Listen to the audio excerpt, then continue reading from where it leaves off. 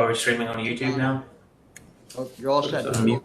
Hit that mute right there. All right. Good afternoon, everybody. Today's date is November 18th, 2021. This is a special meeting of the members of the State Liquor Authority being conducted in Albany and remotely to the New York City office. Present today are Chairman Bradley in the New York City office, Commissioner Fan, who's calling in. Commissioner Fan, if you could just make your presence known. Thank you. And Commissioner Ford in the Albany office. Staff that are also participating, General Counsel Meyerhoff in the New York City office, Secretary Tom Donahue here in his office in Albany, and myself, Donald Roper from the Secretary's office. We have two items on today's calendar. The first item is a request for summary suspension from Counsel's office. Agenda number 02916E. Serial number is Queens OP 1318093. That's Silk Hookah Lounge LLC. Thank you. Good afternoon, members of the authority and other staff. This is Robert Buckley, an attorney in the counsel's office in the Zone 1 office for the State Liquor Authority. The matter that is being presented to the members today for a proposed emergency order of summary suspension is, as stated, the license is issued to Silk Hookah Lounge LLC at 192-08 Northern Boulevard in Flushing, New York. And there is it's a full on-premise liquor license that was issued on December 6, 2019. However, before that, it was a license was issued a license was issued to that entity at the same location as a restaurant wine license. So there's been continuously licensing under this Silk Hookah Lounge LLC name since June 15th of 2016. The sole principal during that time has been a woman named Kiran, K-I-R-A-N, Iqbal, I-Q-B-A-L. And I've actually dealt with this licensee on prior disciplinary matters. So, and I did obviously look at the license file. Ms. Iqbal, according to an investigation, according to her documents submitted as a full-time job with an investment bank, I believe in personnel human resources. The location is licensed to be essentially as a restaurant on the first floor, basement storage, no certificate of occupancy. There was, with the original application for the restaurant wine, a letter of no objection issued. The submitted documents indicated there'd be 42 persons.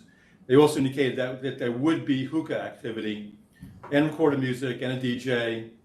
No security personnel, only 2 persons employed. Originally, I believe the manager was to be Miss Iqbal's husband, who I believe now is her ex-husband. So I believe he's no longer involved in the location. Essentially, getting to the issue of why counsel's office submitting this matter to the members on. Early on this past Saturday morning, November 13th, 2021, there was a private birthday party for a woman who had just turned 20 years old at the location. And according to police investigation, there was a double shooting. Apparently what happened is the birthday party for the 20-year-old woman, according to police investigation, persons who were coming to the location were going to be charged $120 a piece to enter, and it appears that the woman whose birthday was at liberty to refuse some persons to come to the location. So apparently during the course of the evening, apparently the party started on Friday, the 12th of November, and went into the 13th of November, early Saturday. So at approximately 2 a.m. on the 13th of November, there was a group of 10 persons who wanted to gain entry. The person whose birthday was decided those persons could not enter. The manager at this time was a person named Salman Khan, K-A-H-N. The authority knows Mr. Khan because there was an inspection on June 4th of 2021 with Investigator Stravali and members of the 111 Special Operations Force.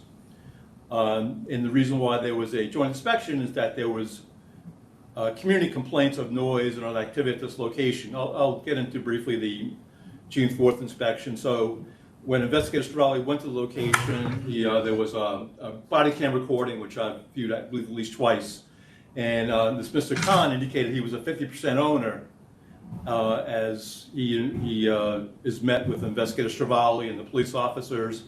And then he escorts Mr. Stravali and the police to an inspection of the location. So this, again, the Salman Khan on this November 13th date was the person in charge, and apparently once these persons were denied entry, approximately 15 minutes later at 2:15 a.m., there was gunshots fired. Apparently, again, according to the police records, there was a bullet that apparently ricocheted off a window frame that hit Mr. Khan in the back of the head. Apparently, he didn't realize he was shot until somebody noticed he was bleeding, and he was also hit in the groin, and he had to be hospitalized. Later on in the evening, there was a person who went to the hospital who had gunshot wounds, and according to police investigation, this was another person who was shot in the leg. Subsequently, there was video. Obviously, there was police response very quickly, and in the aftermath of that, there was police response and video viewed of the incident where it showed these approximately 100 persons who were inside the location. They were stampeding away from the shots to the kitchen, to the basement, and to a rear area where there's really no access to flee. And according again to police documentation, the emergency exit was inefficiently illuminated. There was a deadbolt lock on the door, and there's also a lock on the doorknob. And video that police viewed showed persons trying to scramble over a wall to try to get away from the incident. And also Mr. Khan, interviewed later on at the hospital, indicated that at least 10 shots further were heard. Again, this matter obviously has been referred to counsel's office immediately from the captain of the precinct. So getting back to the June 4th incident date, where the inspection, Investigator Stravali again was told by Mr. Khan that he was 50% owner, and there was numerous violations that were pointed out to Mr. Khan. Investigator Stravali, during the body cam recording, I note that he indicated that to Mr. Khan, the basement was a complete mess.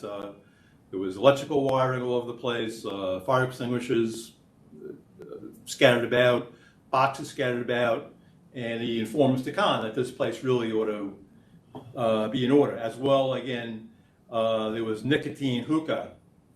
If I may also stop 1 second. Again, as I stated before, the premises did indicate they were going to have hookah activity, but obviously tobacco hookah would not be permitted in a location of this nature. Subsequently, about 2 months later, on August 17th of 2021, Investigator Stravali telephoned Ms. Iqbal, the owner, over the phone, indicating asking her about, the status of this Mr. Khan. Also, he indicated to her, the results of his inspection. And again, I listened to the recording of the phone conversation. It appeared that Ms. Iqbal didn't appear to have any awareness of all these activities that were out of order that Investigator Stravali and the police noted. And he asked for, again, to clarify Mr. Khan's position with the location, and instead of giving Mr. Stravali a sales contract, she forwarded him at some point an employment contract, which forwarded with the materials. It seems to be mostly centered on Mr. Khan, not, and also it just didn't really have particularity to this location. It seemed to be that it was focused on confidential information. It just seemed to be something that seemed to be copied and pasted, put together. But it indicated that Mr. Khan would be the manager, and he would oversee the location in total to hire and fire, make purchases, deal with vendors and suppliers, and to be paid $70,000 a year for his services as a manager. And subsequently, Investigator Stravali subpoenaed bank records, and for this location, the bank records show that Mr. Khan was not a signatory. There was Ms. Iqbal was a signatory, and another person named Mohammed Shakib, who was also Shakib, also a signatory, whose name doesn't appear anywhere in any police documents. But there was in the file some checks written to Ms. Iqbal for approximately $6,000 checks. One would be for, the note was for loan repayment, another was for investment.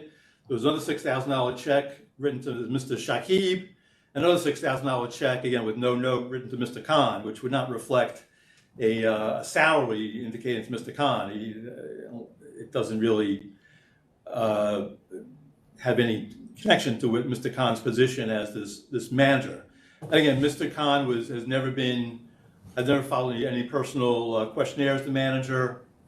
They were never notified he was the manager. And also, again, according to research from the police, from speaking with the police, and also from Investigator Stravali speaking with people in the area who have complained about this location, it appears that the location closed for a period of time in November of 2020, then reopened in approximately March of 2021 this year. And that's when Mr. Stravali was told by Mr. Khan, that's when he began working as the manager. That employment contract, as you can see in the materials, was dated February 1st, I believe, 2021. It appears that what happened was this place was operating without any particular problems until it was closed and rebranded with this name, Cloud Tequila Grill. And since it reopened, particularly beginning in spring of this year, up to date, this place has had an increasing amount of problems. So it would coincide with Mr. Khan becoming the manager of this location.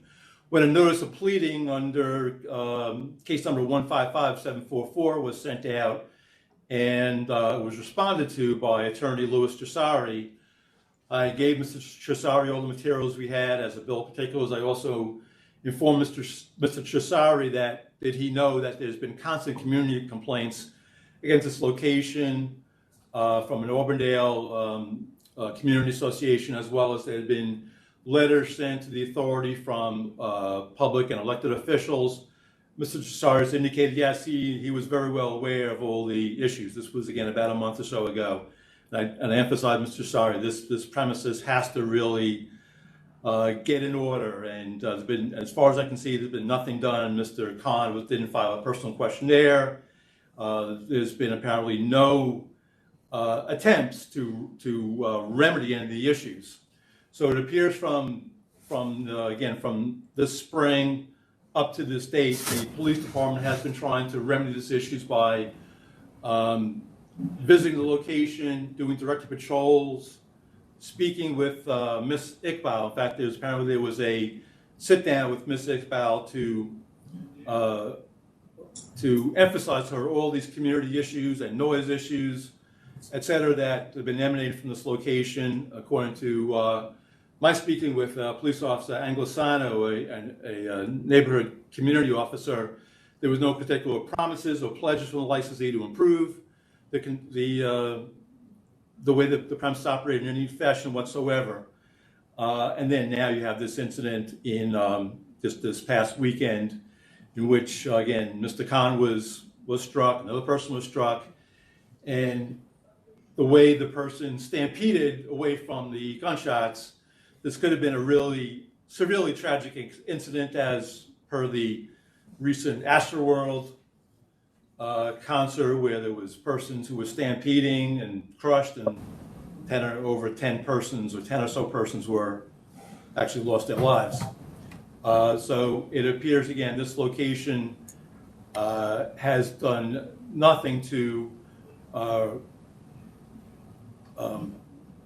ameliorate any of the problems that stem from their operation, the conduct of its patrons. Again, it's in a residential area. It's in Northern Boulevard, where the location is located. It's a commercial area, but in the back there are private homes. Mr. Buckley, I'm going to Yes. stop. I think we have enough, and if anybody needs any questions, Yeah, we really want to focus on the dangerousness here, and I think you did that. okay. May I interrupt you 1 second, Chairman? Just a wrap up. Yes. May I? Okay. Yes. And then we've just received, you should have also a request from Captain Porto Latin, the commanding officer of the 111 precinct, indicating that he feels this place really, the license should be summarily suspended based on what I've recited. That's all, Chairman. Thank you. Okay, thank you, Bob. This is Gary. So what we have here, members, is we've got both the licensee and the availee admitting on video that Mr. Khan owns 50% of this business, even though he's calling himself a manager. On his watch, he had multiple violations and complaints that caused the police to get concerned about this place, all under the supervision of somebody who's never approved by the SLA. And we now have a shooting with 2 people down while the place was overcrowded.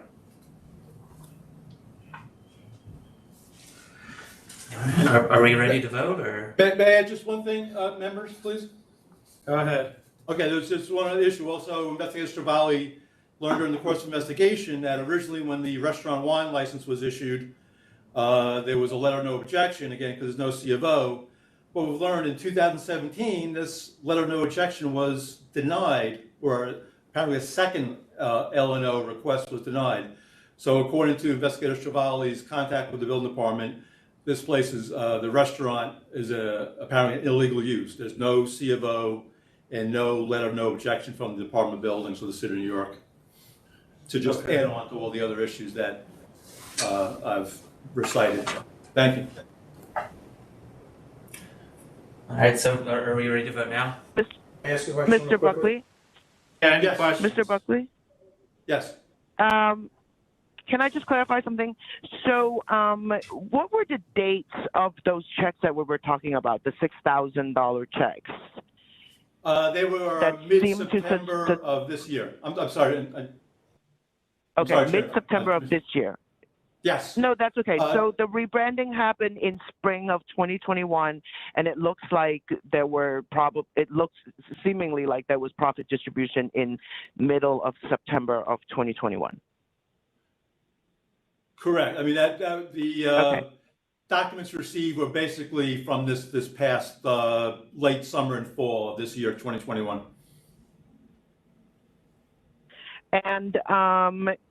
And this was a birthday party of a 20-year-old. Were there other underage drinkers that were there, or do we not really know that? I don't think we know that for sure. The police, as materials say, the party was booked about 3 weeks before, and the police, through their investigation, got the age of the person whose birthday it was, and also so we don't really know if there was underage consumption, but I think we can probably surmise there very well might have. And also, as pointed out, if this location is supposed to be a quote non-hookah establishment, under the New York City law, there's nobody supposed to be under the age of 21 in a non-hookah establishment. So again, since people were fleeing, I don't know if police were able to actually identify the patrons, and as well as the Detective Madden, I believe her name was, she did a check on the person's birthday party it was, and she had an arrest record, a sealed record, but so she's not with clean hands, so to speak. Okay. And was that just a skin injury to the against the manager in the head, or was this actually really serious? No, I think it's described as a grazed wound, since again it was apparently a ricochet off the frame, and apparently he didn't really realize immediately he was hurt. He was told to run down the, leave. And just by the way, the other person who was there as security, and if I didn't mention, if I can mention now, the location also said they would not have security, but apparently they do have security. The person who was there was actually an auxiliary police officer who I did check, and in fact is a licensed unarmed security guard who told Mr. Khan to just run away and leave. So apparently it's not life-threatening injury. Okay, got it. Thank you. I just have one question. They were licensed, you said, as a RW back in 2016. They still are an RW? Was it ever a class change to a full OP? There was a class change, Commissioner Ford. It was issued as a full OP on, I believe, December 9th of 2019. Okay. All right. I don't have any other questions. Chairman Bradley, do you have any questions? I do not. All right, so we'll move on to the votes. Commissioner Fan?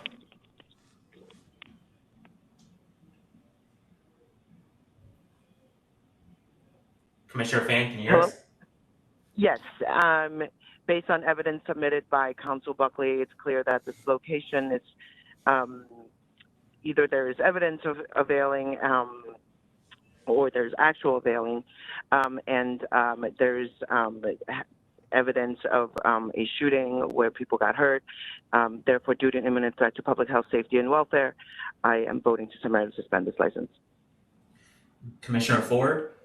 And I will just add to that, defective emergency lighting, locked doors, uninspected fire extinguishers, obstructed fire extinguishers, unmounted fire extinguishers, extension cords used as permanent wiring, missing switch plate covers. I mean, just the pictures of this place alone look deadly to me. So for all those reasons and what Commissioner Fan cited as well, I vote to summarily suspend this license. And Chairman Bradley? I vote to summarily suspend based on council's presentation. It's clear that this licensee is a threat to the public health, safety, and welfare. All right, thank you. And Mr. Buckley, you can go ahead and sign off or leave whenever you're ready. Thank you. Have a good day. Thank you. The second item on today's agenda is agenda number 2916F. That's Rehab Tavern, Inc. It's a conditional no contest offer of $28,000. The license was summarily suspended on November 10th, 2021. Yeah, and just for the record, members, we have the CNC offer from counsel, Mr. Romano. We also have a letter submitted by the principal, Mr. Warrendorf. Also included were a couple of social media postings. One that appears to have been posted after the incident after the incident where the law enforcement and investigators found the sales to minors and other issues, but before the board suspended the license, and then a second posting after the suspension that they were temporarily closed. We also have a letter from someone in the community about this location as well. All of that is in the record for the board's consideration. Thanks. All right, are we ready to vote? I have a couple questions. This licensee has no real history. I see nothing since they've been in business, licensed in 2010. It says they don't have any history since 2012 for almost 10 years. Is that the case? That's the case. All right. Okay. I have no further questions. Any other questions? Yes, I actually have a question. Sorry, Carrie, can you just clarify for me, when were these social media posts from? I don't know definitively, but it appears from their content, since the first one that says Alley Cat, good afternoon, last night things obviously did not go as planned, that this was posted the day after the inspection. And at that point, they were still Okay. open. They were still open and noted in the social media post that going forward, they would only take New York State IDs and passports. We are still rocking out tonight, but the policy for the time being is New York State only IDs and passports. We will reevaluate. Right. And then we have this other post, which is saying that Alley's is temporarily closed for a short period of time. It's not dated, but I assume that that was posted after the board suspended the license, which was last Wednesday. Right, and it says if you have a date party, please reach out in the email you used to set up your date party. We Right. want to thank everyone for a crazy and wild semester. It's okay. Correct. We will be back. We will be back soon, stronger and better than ever. I mean, these posts suggest to me that we're going straight back to giving them back a license, and then it's going to be another set of minors going in there doing the exact same thing. Yeah, That's how I certainly- feel. There's certainly the risk of that happening. Yes, just to point out, not to disagree with you, Commissioner Fan, but the owner is blaming his public relations person for those posts. In his letter, which he signed a couple days ago, he says the person who had been responsible for my PR and admitted to me that he made these posts has minimized the seriousness of these events. It is not aligned with my beliefs, with the beliefs of myself, et cetera, et cetera. So he blames that guy. Okay, but I think, anyway, I'm preaching to the choir here, but obviously the way they run their business, the PR person is only taking from the person who's actually taking the profit in who actually the customer base is. It sounds to me like students is their customer base. But hey, if they want to pay $28,000, our investigators can be in there again if that's how you guys want to do this. Well, Commissioner Fan, if you would feel more comfortable, we can put this on for Wednesday and make them come in. I mean, I want you to be comfortable however you vote. Tuesday. Or Tuesday, I'm sorry. I mean, I think that there's no reason to rush it given the risk here. It's Okay. Thursday. Okay, so we can have them come in I don't Tuesday? know if it. I don't know if it changes anything. Well, How do it you may guys not. feel? It may not, but you clearly have questions which should be answered by the licensee, and it still may not change anything. You're committing to nothing. I get that. Yeah. We're okay with adjourning to November 23rd? Yep. If that's how Commissioner Fan feels, to make a decision, I'm comfortable with that as well. Yes. And Chairman Bradley, you were okay with that too, correct? Yes. All right, so I have nothing else for this meeting. Chairman, do you have anything? I do not. Thank you. All right. Thank Thank you. you. Bye. Thank you, members, for jumping into this. Much appreciated. Thank you. End call.